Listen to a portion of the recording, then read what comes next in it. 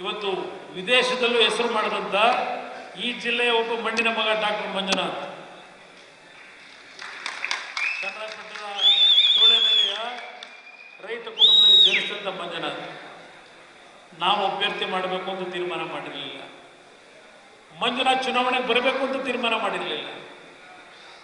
ಮಾಧ್ಯಮದ ಸ್ನೇಹಿತರು ಕೂತಿದ್ದೀರಿ, 17 ವರ್ಷ ಅವರ ಸೇವೆ ನೋಡಿ ಆ ವೈದ್ಯಕೀಯ ವೃತ್ತಿನಲ್ಲಿ. ಮಾಧ್ಯಮಗಳಲ್ಲೇ ಶುರುವಾಯಿತು, ಮಂಜುನಾಥ್ ಅವರು ರಾಜಕೀಯಕ್ಕೆ ಬರಬೇಕು, ಅಂಥವ್ರೊಬ್ರು ಬರಬೇಕು ಅಂತೇಳಿ ಮಾಧ್ಯಮಗಳು ಬಹುಶಃ ನಮಗಿಷ್ಟೊಂದು ಪ್ರಚಾರ ಎಂದು ಕೊಟ್ಟಿರಲಿಲ್ಲ. ನಿಮ್ಮೆಲ್ಲರಿಗೂ ಧನ್ಯವಾದಗಳು ಹೇಳಬೇಕಾಯ್ತು ನನ್ನ ಮಾಧ್ಯಮ ಸ್ನೇಹಿತರಿಗೆ. ಅಟ್ಲೀಸ್ಟ್ ಒಬ್ಬರು ಡಾಕ್ಟರ್ ಮಂಜುನಾಥ್ಗೆ 17 ವರ್ಷದ ಅವರ ಸೇವೆ ಗಮನಿಸಿ, ಅವರ ಬಗ್ಗೆ ನೀವೇನು ಕೊಟ್ಟಂಥ ಒಂದು ಬೆಂಬಲ ಇದೆಯಲ್ಲ, ನಿಮಗೆ ನಾನು ನಮಸ್ಕಾರ ಮಾಡ್ತೀನಿ ಮಾಧ್ಯಮ ಸ್ನೇಹಿತರಿಗೆ. ನಾವು ಮಂಜುನಾಥ್ ಅವ್ರನ್ನ ರಾಜಕೀಯಕ್ಕೆ ತರಬೇಕು ಅಂತ ಹೇಳಿ ಕನಸು ಮನಸ್ಸಲ್ಲೂ ತೀರ್ಮಾನ ಮಾಡಿರಲಿಲ್ಲ. ಬಹುಶಃ ದೇವೇಗೌಡರು ಹಾಸನದಲ್ಲೇ ಕೊಟ್ಟರೇನೋ ಹೇಳಿಕೆನ, ಯಾವ ಕಾರಣಕ್ಕೂ ಮಂಜುನಾಥ್ ಅವ್ರನ್ನ ರಾಜಕೀಯಕ್ಕೆ ನಾನು ಪರ್ಮಿಷನ್ ಕೊಡಲ್ಲ ಅಂತ.